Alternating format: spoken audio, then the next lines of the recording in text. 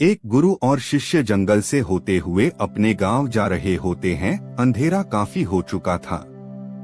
शिष्य ने अपने गुरु से कहा कि गुरु की काफी रात हो चुकी है, अगर आप कहे तो आज की रात यही आसपास के किसी गांव में गुजार ले। गुरु जी ने अपना सर हिलाया और वो आसपास के गांव में एक छोटे से घर के पास जाकर रुके। अब जैसे ही वहां गए तो गुरुजी के शिष्य ने दरवाजा ठकठकाया। उस घर से एक गरीब आदमी बाहर आया तो गुरुजी ने बोला, हम अपने गांव जा रहे थे, लेकिन काफी रात होने के वजह से हमने इसी गांव में रुकने को सोचा। क्या हम आज रात आपके यहाँ रुक सकते हैं? गरीब आदमी बोला, हाँ क्यों नहीं, आप दोनों अंदर आ जाइए। अब जैसे ही गुरुजी अंदर गए उन्होंने देखा कि उस आदमी के घर में बहुत ज्यादा गरीबी थी।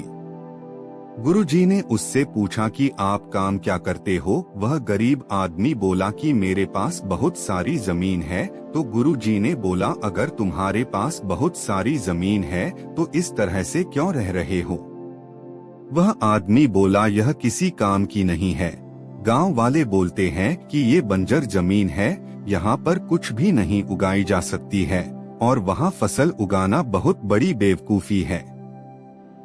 गुरुजी ने बोला कि तुम्हारा गुजारा कैसे होता है? उसने बोला कि मेरे पास एक भैंस है जिससे मेरा पूरा घर चलता है। ये सुनने के बाद गुरुजी सो जाते हैं और रात में जब सब लोग सो रहे होते हैं तब गुरुजी अपने शिष्य को उठाते हैं और उस गरीब आदमी की भैंस लेकर अपने गांव चले जाते हैं।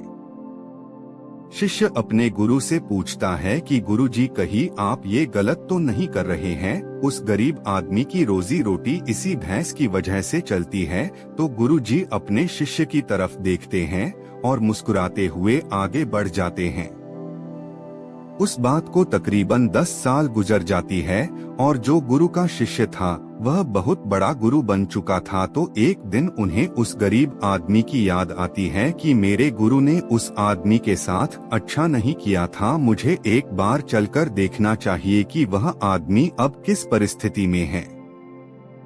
वह शिष्य उस गांव की तरफ जाता है और वहां जैसे ही पहुंचता है तो वह देखता है कि जहां पर उस गरीब आदमी का झोपड़ा था वहां पर एक बड़ा ही आलीशान महल बन चुका था और उस झोपड़ी के बाहर जो बंजर जमीन थी उस पर फल और फूलों के बगीचे थे।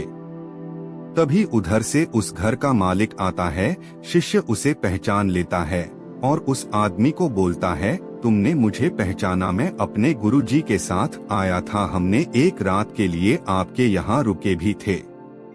वह आदमी उसे पहचान लेता है और बोलता है कि उस रात में आप कहाँ चले गए थे? और उस रात के बाद ही मेरी भैंस कहीं चली गई थी, मेरे पास कोई रास्ता नहीं था, तो मैंने अपने जमीन पर मेहनत की और फसल निकल आई और आज मैं इस गांव का सबसे बड़ा और सबसे अमीर आदमी बन चुका हूँ। ये सुनने के बाद शिष्य के आंखों में अपने गुरुजी के लिए आंसू आ गए और उसे ये बात अब समझ आई और वो रोने लगा।